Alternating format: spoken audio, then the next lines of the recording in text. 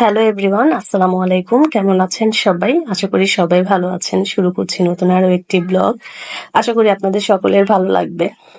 তো সংসারের কাজ-কাম দিয়ে তো সবসময় শুরু করতে হয়, কারণ সংসারটাকে একটু গুছিয়ে রাখার চেষ্টা করি সব সময়। প্রতিদিন একেবারেই চেষ্টা করি যাতে ঘরটা একটু গোছানো থাকুক, একটু পরিপাটি থাকুক, যাতে করে আমার দেখতে ভালো লাগে।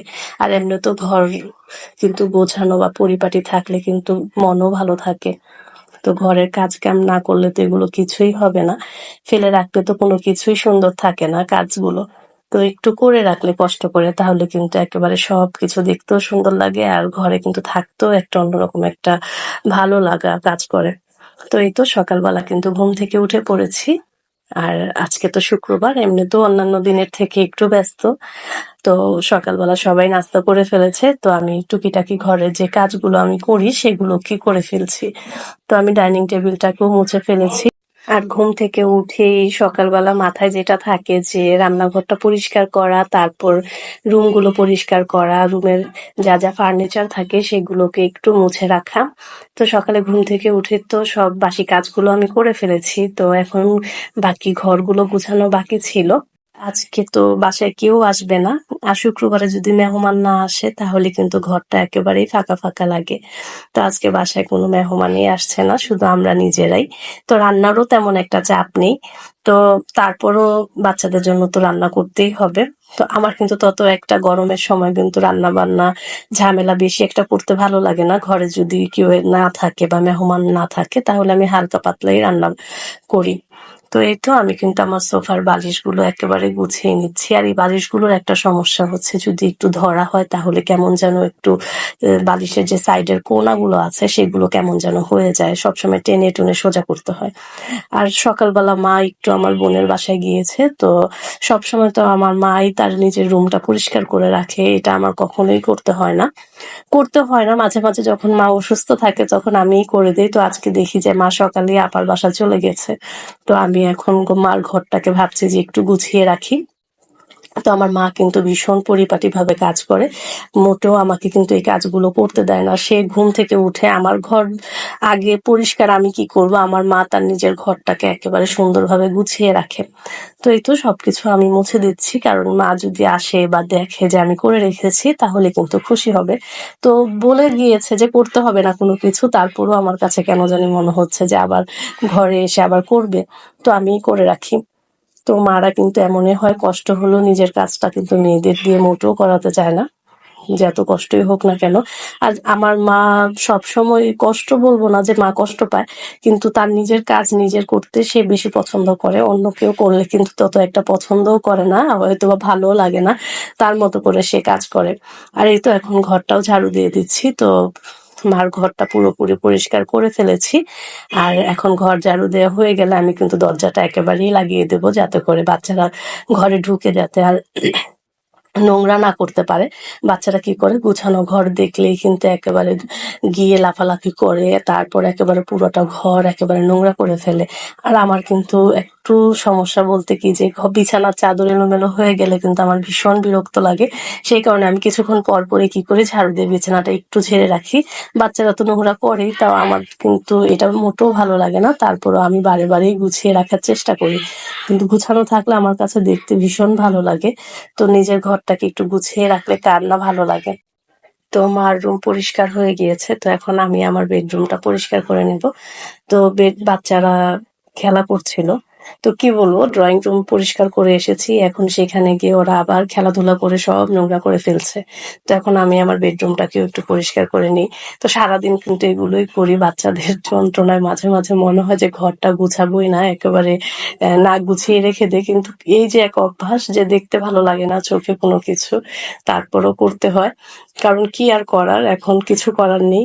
জায়ান সাবরিনের বাবা তো নাস্তা করেই বাজারে চলে গিয়েছে, জানি না কি নিয়ে আসে। তো ভাবছি যে ছোট মাছ না আনলেই ভালো হয়, কারণ ছোট মাছ কিন্তু আমার মোটেও কাটাকাটি করতে ভালো লাগে না। আর অনেক সময় চলে যায় ছোট মাছ কাটতে, কিন্তু আসলে কিন্তু আমি কিন্তু ছোট মাছ খেতে ভীষণ পছন্দ করি। বড় মাছের তুলনায় কিন্তু ছোট মাছে একটু স্বাদটা বেশিই পাওয়া যায়। তারপরেও কাটার যন্ত্রণার জন্য কিন্তু খেতে চাই না, কাটতে এত সময় লাগে সেই কারণে। তো ভাবছি যে কি নিয়ে আসবে। তো আমি এগুলো ভাবছি আর কাজ করছি। তো এই তো আমি কিন্তু সবসময়ের মতোই আমার আম আলমারিটাকেও মুছে নিচ্ছি। তো আলমারির উপরটা মুছে নিচ্ছি কিন্তু আমার আলমারির ভেতরে কিন্তু অনেক ঝামেলা আছে। একেবারেই আ এত এলোমেলো হয়ে আছে কি বলবো? চারদিকটা মনে হয় যে এখানে সেখানে একেবারে কাপড়গুলো ভাঁজ করা আছে কিন্তু তারপরেও আমার কাছে মনে হচ্ছে যে খুবই এলোমেলো লাগে যখনই আলমারিটা খুলি। তো ভাবছি বাচ্চাদের পরীক্ষার পর আমি একেবারে আলমারিটাকে আগে গুছিয়ে রাখবো।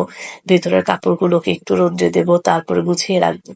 আর এই তো এখন কিন্তু আমি আমার ওয়ারড্রোবের সবকিছু মুছে নিচ্ছি। আর সবসময়ের মতো তো আমি এই তো ড্রেসিং টেবিলটাও মুছে নিচ্ছি। তো ড্রেসিং টেবিল আমার কিন্তু সাইডে দেখা যাচ্ছে যে এক সাইডে কিন্তু আয়নাটা ভাঙা, ভেঙে ফেলা ভেঙে গিয়েছে। আয়নাটা লাগাবো বলে কিন্তু আর লাগানো হচ্ছে না। তো অলসতা যেটাকে বলা হয়। আর এই তো এখন কিন্তু ঘরটাকেও ঝাড়ু দিয়ে দিচ্ছি। তো আমার পুরোটা কিন্তু ঘর পরিষ্কার হয়ে গিয়েছে। আর ঘর পরিষ্কার করলে কিন্তু আমার কাছে মনে হয় যে ঘরের সব কাজ যখন শেষ করে ফেলি তখন একটা অন্যরকম একটা শান্তি ফিল করি। মনে হয় যে ঘরের ভিতরে একটু হাঁটতেও ভালো লাগে বা বিছানায় বসতেও ভালো লাগে। সবকিছুতে আমার অনেক ভালো লাগে। আর ঘর যদি এলোমেলো থাকে আর চারদিকে যদি কাপড়-চোপড় দিয়ে ভরে থাকে তাহলে কিন্তু কোনো কিছুতেই কিন্তু আর ভালো লাগে না। তো এই তো সকাল কিন্তু পুরোটা ঘর পরিষ্কার করে নিয়েছি। যা করার ছিল সব করে ফেলেছি। তো এখন আমি কিন্তু ০.৫ ঘন্টার মতো আমি আমার পুরো ঘর গুছিয়ে কিন্তু একটু রেস্টে ছিলাম। তো সবসময় সকাল কাজ শুরু করে দিলে কিন্তু একেবারেই আর কোনো ঝামেলা হয় না। সকালে কাজগুলো সেরে ফেললে একেবারে ১০টার ভিতরে সবকিছু কমপ্লিট হয়ে যায়। আর রান্নাঘরেও চলে এসেছি। তো অফ ক্যামেরাতে সবকিছু কেটে নিয়েছিলাম। তো ওর বাবা বাজার থেকে রুই মাছ নিয়ে এসেছিল আর চিংড়ি মাছ নিয়ে এসেছিল। তো আমি যখন কাজ করছিলাম তখন কিন্তু মুরগির মাংস ভিজিয়েছি। তো ভাবলাম যে আজকে আর মুরগিটা রান্না করব না। তো মুরগির মাংসগুলো আমি ফ্রিজে রেখে দিয়েছি আবার। তো বাচ্চাদের জন্য কিন্তু বেশিরভাগ মুরগির মাংসই রান্না করতে হয়। তো সবসময় আবার ভালো লাগে না। তো এখন মাছই রান্না করছি। তো আমি কিন্তু বাকি কাজগুলো করার সময় চুলোতে কিন্তু ভাত, ডাল দোনোটাই রান্না করে ফেলেছি। আর এখন রান্না করছি চিংড়ি মাছ রান্না করব। পটল দিয়ে, আলু দিয়ে আর এই তো রুই মাছগুলোকে ভুনা করে ফেলবো। আর দুপুরে আবার ভর্তাও করেছি। কাঁঠাল বিচি আর বেগুন ভর্তা করেছিলাম। তো এগুলোতে আমাদের দুপুরের খাবার হয়ে গিয়েছিল। আর ওর বাবা কিন্তু ভীষণ পছন্দ করে চিংড়ি মাছ আর পটল। তো আমি ভাবছিলাম যে চিংড়ি মাছ ভুনা করি। তো ওর বাবা বলছে না পটল দিয়ে রান্না করতে। তো সে কারণে ওর বাবার পছন্দ মতোই রান্না করছি। তো যেহেতু বেচারা সপ্তাহে ১ দিন বাসায় থাকে তো উনার পছন্দ মতো রান্না করতেই ভালো লাগে। তো আমার মেয়ে তো আজকে যেহেতু মাছ আইটেম করা হয়েছে সে তো খাবেই না। তারপরও যেহেতু চিংড়ি মাছ ছিল আমি ওকে বেছে চিংড়ি মাছ দিয়েছি। তারপর গিয়ে সে খেয়েছে। আর বাচ্চাদের তো পছন্দের খাবার না হলে নিজের কাছেও টেনশন লাগে যে বাচ্চারা কি খাবে। তো সবসময় তো আর মুরগি, মাংস এগুলো খাওয়া যায় না। আর আমাদের মধ্যবিত্ত পরিবারে তো একটু হিসাব করেই চলতে হয়। তো আজকে যেহেতু মাছ রান্না করছিলাম সেই কারণে আর মুরগির মাংসটা রান্না করলাম না। হিসাবের বাইরে চলা কিন্তু মোটেও ভালো না। আর বাচ্চাদেরও যেকোনো খাবার খাইয়ে কিন্তু অভ্যাস করতে হয়। যে যতই খেতে না চাক একটু খাইয়ে অভ্যাস করাটাই ভালো আমি মনে করি। সবসময় বা ওরা নিজের পছন্দ মতো খাবারটা কেনই বা দেবো। যদি মাঝে না দেওয়া হয় তাহলে তো একেবারে মর্জি করবে। সে কারণে চেষ্টা করি যদি ভালো না লাগে চেষ্টা করি সেই জিনিসটাকে একটু টেস্ট করাতে। কিন্তু মেয়েটাকে অনেক কষ্ট করে টেস্ট করাতে হয়। মেয়ে মানুষ তারপরও মায়া লাগে সেই কারণে ওর পছন্দটাই আমি বেশি চোখে রাখি।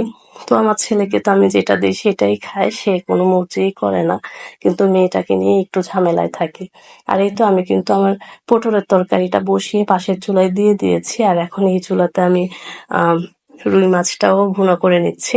আর এখন মাছগুলোকেও দিয়ে দেব। আর রুই মাছ কিন্তু একেবারে আমি ঝোল শুকিয়ে ফেলবো। কোনো কিছু আর দেব না। তো শুক্রবার দিন তো এমনিতেও মেহমান থাকলে রান্নার একটু চাপ থাকে। তো আজকে ভাবছি যেহেতু মেহমান নেই সেই কারণে আর তত একটা ঝামেলাও করব না। হালকা পাতলা যা রান্না করা যায় সেগুলোই করব। আর যদি রাতে কিছু করতে হয় তাহলে রাতেও করব। তো এই তো আমার কিন্তু দুপুরের রান্না কিন্তু শেষ হয়ে গিয়েছে। আর আজকের খাবারটা কিন্তু যেহেতু সবই মাছ আইটেম ছিল আর ভর্তা ছিল। তো দুপুরের খাবারটা অনেক ভালো ছিল। আর আজকের মতো এখানেই বিদায় নিচ্ছি। দেখা হবে নতুন আরো একটি ব্লগে। ধন্যবাদ সবাইকে। ভালো থাকবেন সবাই।